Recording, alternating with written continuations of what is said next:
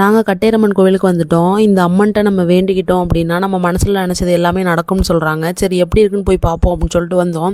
வந்த இடத்துல சரியான கூட்டங்க. பக்கத்தில் கூட காளியை போய் பார்க்க முடியல, அவ்வளோ கூட்டம். ஹிருத்திக்கு நசிக்கிடுவாங்கன்னு சொல்லிட்டு நாங்கள் போகல. நின்று சாமியை கும்பிட்டுட்டு நாங்கள் வந்துட்டோம். அங்கே வந்து நம்ம நினச்சி இந்த தேங்காய் கட்டணும் அப்படின்னா நினச்சதெல்லாம் நடக்குமா? 9 வாரம் கட்டணுமா ரெகுலராக வந்து. ஒரு டைம் வர்றதுக்கே அவ்வளோ கூட்டமாக இருக்குது. செய்வனைலாம் வச்சுருப்பாங்கல்ல, அது மாதிரி எதுவும் பிரச்சனை இருந்துச்சுன்னா இந்த சாமியை வந்து பார்த்தா எல்லாமே சரியாயிருமா?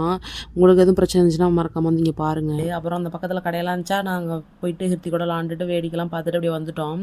அவர் வீடியோ எடுக்கிறப்ப பாய் சொல்லணும்னு நினச்சி எடுத்துகிட்டு போல நான் பாட்டுக்கு போஸ்ட் கொடுத்துட்டு இருந்தேன். அப்புறம் கடைசியாக எனக்கு சிரிப்பு வந்துருச்சு. அப்புறம் பாய் சொல்லிட்டு அப்படியே கிளப்பிட்டோம்.